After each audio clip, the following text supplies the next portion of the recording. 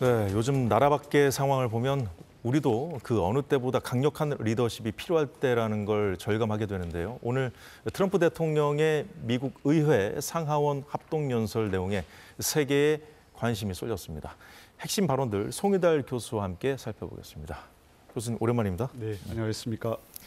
자, 먼저 오늘 트럼프 대통령의 연설, 이 관통한 핵심 메시지는 뭐였습니까? 예, 거의 1시간 39분 정도. 네. 지금 미국 역사상 네. 그 연방 상하원 그 연설에서 대통령으로서 가장 길게 트럼프 대통령이 연설을 했는데요. 예. 관통한 핵심 메시지는 역시 그 취임사에서 말했던 그 미국의 황금 시대를 반드시 재현하겠다. 예. 지금 현재 43일째 이제 트럼프 대통령이 집권을 하고 있는데 그 속도와 강도 그것을 계속 더 높여 나가겠다. 절대 물러서지 않겠다. 이런 얘기를 했었고요. 예. 그러다 보니까 이제 자기가 43일 동안에 82건의 행정명령을 서명을 하고 또 400건 가까운 그 행정 조치가 있습니다. 예. 그 여러 가지 이제 포고문이나 이 메모랜덤 포함해서인데 그걸 했는데 그것을 이제 다른 대통령 같으면 4년 내지 8년 동안에 할 것을 자기는 불과 43일 동안에 다 했다. 이러면서 예. 미국인들에게 이 자신감 그리고 일할 수 있다는 어떤 이 모멘텀이 생겼다. 이런 얘기를 한 것이 아주 인상적이었습니다. 그렇군요. 자, 트럼프 대통령 발언 잠시 듣고 이어볼까요? 네. 예. Every day my administration is fighting to deliver the change America needs to bring a future that America deserves, and we're doing it. This is a time for big dreams and bold action. 네, 방금 말씀 주신 대로 이제 취임한 지 얼마 안 됐습니다만 속도감 있게 이제 추진해 왔다라는 좀 강조를 하면서 좀 멀리 보자 이런 얘기를 했군요. 또. 네, 예. 그렇습니다. 예. 그래서 이제 트럼프가 하여튼 이 미국의 황금 시대를 반드시 이루겠다. 이게 단순히 아무리 빨리 한다 하더라도 예. 1년 사이에 다 되는 일이 아니지 않습니까? 그죠? 사실 이거는 그렇죠. 트럼프 4년이 아니라 10년, 20년이 걸려서 이룰 사업이긴 한데 하여튼간에 계속 이것을 강조한 측면이 아주 강하고요.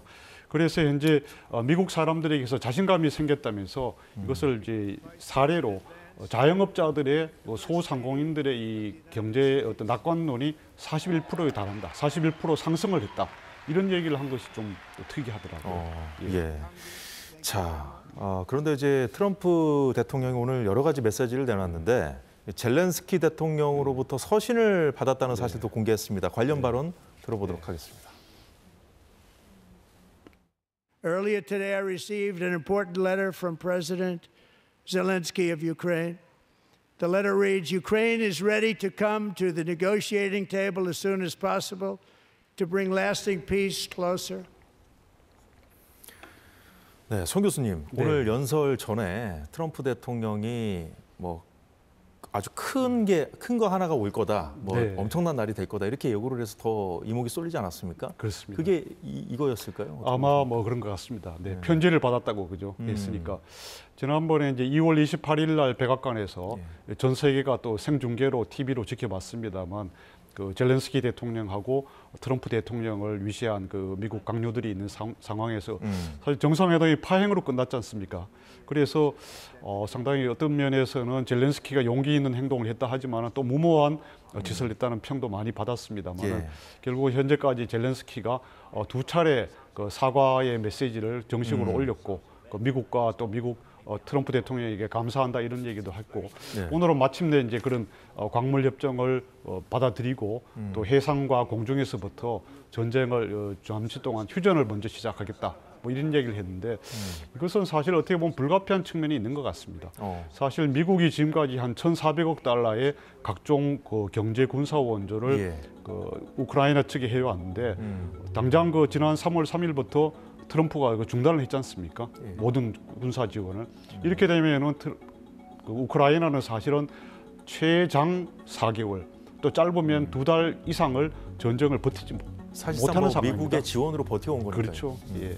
그러다 보니까 트럼프 대통령은 다른 일반 대통령과 달리 말을 하면 확실히 또 실천하는 측면이 강하지 않습니까? 그죠? 그것도 단 3일 만에 이렇게 모든 군사 지원을 중단해 버리니까 젤렌스키 대통령으로서는 자기가 아무리 그때 발언한 것이 용기 있게 또 자기 우크라이나를 위한 것이라 하더라도 상당히 많이 후회하고 있지 않을까. 실제로 regrettable이라는 표현을 몇 번을 쓴 것으로 그 문헌에서 나오고 있습니다. 자, 그래서 그런지 이제 트럼프 대통령은 우크라이나 전쟁을 좀 빨리 왜 종전을 해야 되는지에 대해서도 또 강조를 했더라고요, 오늘. 그렇습니다. 사실 이 우크라이나 전쟁은 트럼프 측의 시각에서는 사실 있어서는 안 되는 전쟁이다, 불필요한 전쟁이다, 이런 측면이 많습니다. 그 뭐냐면 이제 우크라이나 동부 지역에서는 기본적으로 과거에 러시아 영토인 측면이 많고요. 크리미아와 함께 이 돈바스 지역은. 그리고 두 번째는 미국 안에서 사실은 이것을 이제 이 군산 복합체 세력이라든가 또 민주당 일부에서 글로벌리스트 세력들이 트럼프 측의 시각은 이 우크라이나로 하여금 전쟁을 부추겼다, 뭐 이렇게 한 것으로 계속 보고 있습니다. 트럼프 사실 진영의 시각이죠. 그렇습니다. 네.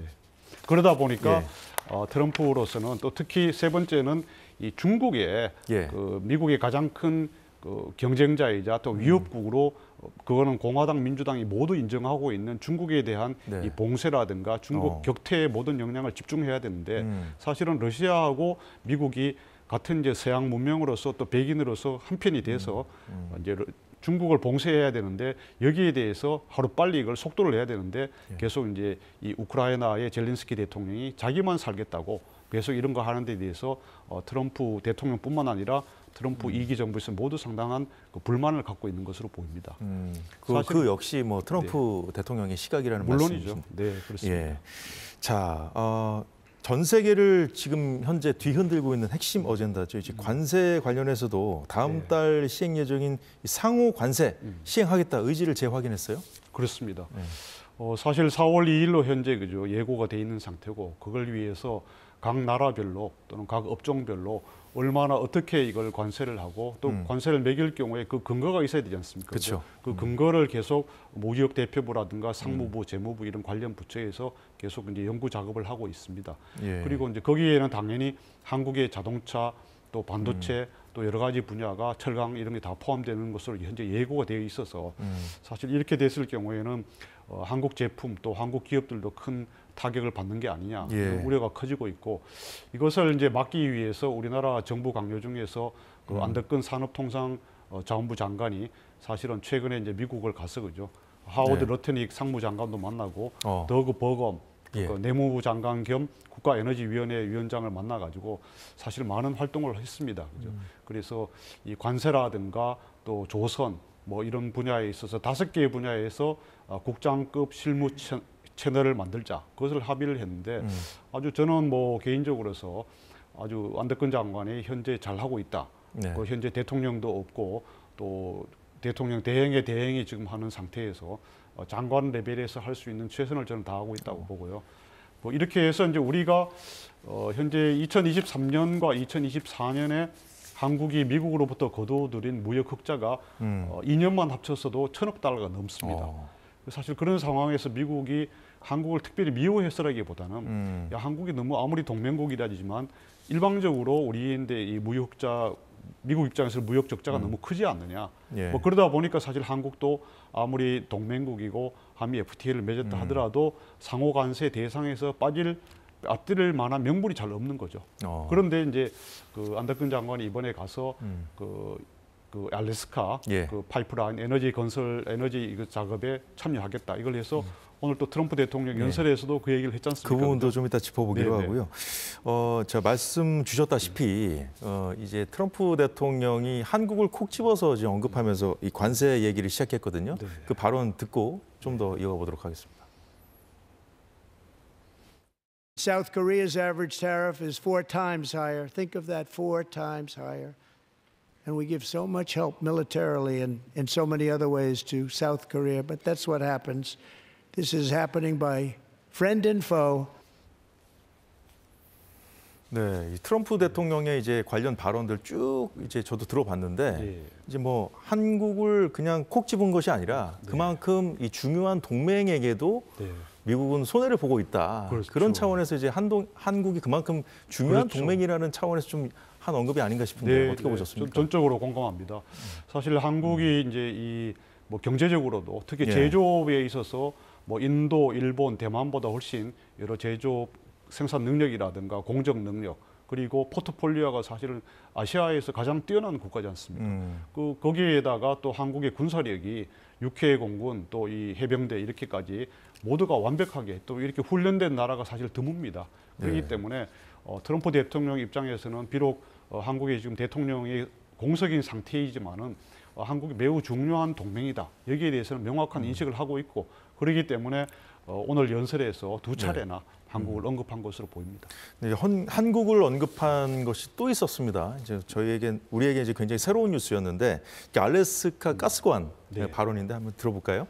예.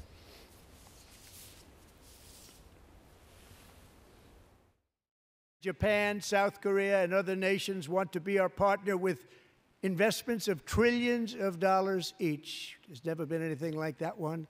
It will be truly spectacular. 네, 이제 한국과 일본을 뭐 같이 이제 동시에 근데 뭐 가장 중요한 뭐 동맹이기도 하죠. 미국 입장에서는. 네. 근데 미국도 뭐 셰일가스, 셰일 오일 뭐 생산한다고는 하지만 당장 뭐 캐나다 이제 그 관세를 이제 부과하니까 보복 관세로 이제 전기세나 뭐 그렇죠. 이런 얘기하지만 에너지가 이제 자립이 안 된 상황이란 말입니다. 그렇죠. 그 상황에서 동맹국들까지 같이 네. 연계해서 한 이 발언 어떻게 봐야겠습니까? 저는 뭐 우리 아주 고무적인 발언이라고 생각됩니다. 사실은 이 알래스카 LNG 개발 사업은 이제 지난번에 이시바 시게루 일본 총리가 갔을 때 미일 정상회담에서도 이시바가 먼저 제안을 했었습니다. 그런데 이번에 이제 안덕근 산업부 장관이 가서도 더검 그 국가에너지위원회 위원장을 만난 자리에서도 이걸 제안을 했고 또 그러다 보니까 이제 미국에서도 너무 좋다 해서 억셉트를 하고 오늘 연설에서까지 나왔습니다만은 이미 뭐 한미 간의 실무 협의체를 꾸렸다는 얘기도 들리던데요. 예. 근데 이것을 하게 되면은 사실은 좀 어려운 점이 물론 지금까지 있었습니다. 네. 이 알래스카 북부에서 남부까지 1,300km에 이르는 그 동토 아주 얼음 땅이지 않습니까? 거기에다가 이제 이 파이프라인 가스관을 건설해야 되는데 그 비용이 사실 많이 듭니다. 트럼프 대통령 수조 달러라고 했는데 최소한 수십조 원은 드는 사업입니다. 그러다 보니까 채산성이 안 맞아서 잘 안 한다고 했었는데 근데 이것을 이제 한 나라가 못하고 미국, 일본 또 다른 나라들이 같이 좀 참여한다면은 이 사업이 탄력을 받는다.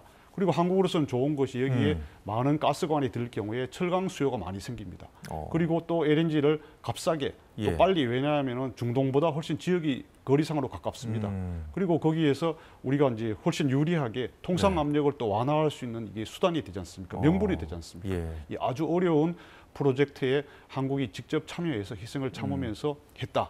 뭐 이렇게 하니까 우리 한국으로서는 이런 걸 명분으로 해서 통상 압력, 관세 압력을 좀 낮출 수 있지 않을까.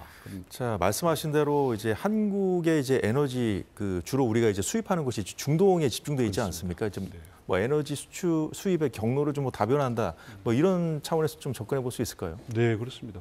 그런 측면도 상당히 크지요. 예. 그리고 물론 이제 미국 본토 안에서 셰일가스 이런 게 있습니다. 그죠? 근데 미국은 동맹국에 대해서 한국을 포함한 동맹국에 대해서 바라는 것이 쉬운 것을 가져가지 말고 그 미국에 좀 특별한 기여를 해달라. 그 어려운 기여를 해줘야 미국도 거기에 특별히 감사할 것이다. 이런 생각이거든요. 그래서 러트닉 상무장관도 그 안덕근 장관을 만난 자리에서 감사하다는 말을 몇 번 했더라고요. 그 조선산업협력도 그렇고 이런 에너지 산업에 대해서 어려운 분야, 이 동토 얼음 땅에서 여러 나라들이 못하고 또 미국이 계속 하려고 시도는 했으나 아직까지 마땅한 그걸 접근을 하지 못했던 것을 일본과 한국이 같이 협력을 해서 또 다른 나라와 같이 조인트 프로젝트를 한다면은 미국 전체 경기도 살고 또 제조업 일자리도 많이 생기고 미국의 국부가 늘어나니까 사실 아까 말한 미국의 황금 시대에 이런 여러 가지 방법 중에 하나도 될 수 있다 이런 측면에서 많이 관여하는 것 같습니다. 우리에게도 뭐 크게 이익이 될 수 있는 그런 부분이기 때문에 좀 잘 지켜봐야겠습니다. 자, 그런데 이제 뭐 우리로서는 좀 관심 있게 지켜볼 수밖에 없는 그 메시지를 하나 더 던졌어요. 반도체법을 폐지하겠다고 그랬거든요. 이건 어떻게 봐야겠습니까? 그렇죠. 근데 이것이 이제 여러 법안이 또 미국 각 주 정부, 주의 또 이익과 관련돼 있고 아무리 이제 대통령이라 하더라도 뭐 행정명령으로 법을 대행할 수 있는 그런 걸 만들 수는 있어도 본인의 이 레토릭과 달리 금방 폐지는 사실 쉽지 않을 것입니다. 한계가 있죠. 그렇습니다. 현실적으로. 그리고 이게 어떻게 보면은 글로벌 기업들과의 약속이지 않습니까? 아무리 과거 정부라 하더라도 거기에 대해서 이제 완전 폐지보다는 금액을 한국이나 또 삼성 또 SK 대만에 TSMC 주기로 했던 것을 조금 축소할 수는 있겠죠. 그죠? 그런 명분을 잡아가기 위한 과정이 아닌가 저는 그렇게 생각합니다. 네, 사실 오늘 뭐 여러 가지 메시지를 내놨습니다만은 네. 뭐 관세 이슈도 그렇고요. 우크라이나 전쟁을 빨리 이제 조기에 이제 종식시키려는 것도 이제 결국 이제 중국에 집중하기 위한 거 아니겠습니까? 네. 이제 오늘 중국에 대해서 직접적인 언급이 좀 나올지 주목했었는데 뭐 별다른 언급 대신에 이제 그렇습니다. 파나마 운하를 되찾게 됐다는 발언을 네. 했어요. 이것도 결국 이제 중국을 겨냥한 거 아니겠습니까? 그렇습니다. 뭐 파나마 운하 잘 아시는 대로 거기에 5개의 항구가 있는데 그것을 그 중에 2군데를 뭐 홍콩의 허치슨 완포하라고 뭐 홍콩 기업이 하고 있습니다. 뭐 운영을 뭐 그거는 사실은 이제 중국 중앙 정부가 언제든지 컨트롤할 수 있는 것이니까 사실 중국이 하는 것이죠. 예. 그래서 거기에 대해서 이제 파나마 대통령이 마르코 루비오 장관의 예방을 받고서 즉각적으로 그것을 바꾸겠다 했고 또 중국과의 1대1로 사업도 2027년에 종료 예정인 것을 오늘 당장 이제 즉각적으로 올해 내 뭐 하여튼 이번 달 내로 하겠다 이런 약속을 했기 때문에 예. 사실상 그런 소기의 목적을 이룬 것으로 보입니다. 자, 오늘 중국은 전국 인민 대표 대회가 진행 중인데, 자, 미국을 향한 메시지가 나왔죠. 그렇습니다. 뭐 그래도 뭐 여기에 대해서 결연하게 대응하겠다 이런 거지만은 네. 다른 것은 이제 그렇게 감정적으로 대응을 하지 않고 비교적 절제된 반응을 좀 보였다. 뭐 이렇게 볼 수 있고요. 예. 그리고 이제 3월 10일부터 당장 그런 보복 관세를 하겠다. 그죠? 그걸 해서 이제 구체적인 품목도 밝혔고 중국이 이제 지난달에 2월 4일에도 트럼프 대통령이 취임한 지 보름 만에 그런 멕시코, 캐나다뿐만 아니라 중국에 대해서도 10% 관세하겠다 하니까 거기에 대해서도 즉각적인 준비했다가 기다렸다는 듯이 발표를 했지 않습니까? 네. 근데 이번에 오늘 또 역시 3월 10일부터 10 내지 15% 뭐 미국산 농축산물이라든가 또 여러 가지 기업들에 대해서 특히 예. 방산 기업에 대해서도 이렇게 제재를 하는 조치를 발표했죠. 네. 자, 중국의 보복 관세는 이제 미국의 농수산물에 좀 집중돼 있지 않습니까? 이게 트럼프 대통령을 겨냥한 거겠죠? 그렇습니다. 뭐 잘 아시는 대로 주로 이제 중국으로 해외로 수출하는 농축산물은 트럼프 대통령과 공화당의 지지 기반인 그 미국 중서부 지역에 집중돼 있습니다. 그러다 보니까 트럼프 대통령이 중국을 상대로 계속 이 무역 보복 또는 관세를 높일수록 그 부메랑이 사실은 자기들 지지층에 돌아간다. 그걸 하기 위해서 일부러 농산물에 집중하고 있는 것으로 분석이 됩니다. 예, 알겠습니다. 자, 관련해서 후속 조치라든가 오늘 연설에는 뭐 다루지 않은 내용이라도 나중에 이제 발표가 여러 가지 뭐 잇따를 텐데요. 한국 상황과 함께 미국의 움직임도 잘 지켜봐야겠습니다. 자, 송혜달 교수님 말씀 잘 들었습니다. 네, 사사건건 오늘 소식은 여기까지입니다. 내일 다시 뵙겠습니다. 고맙습니다.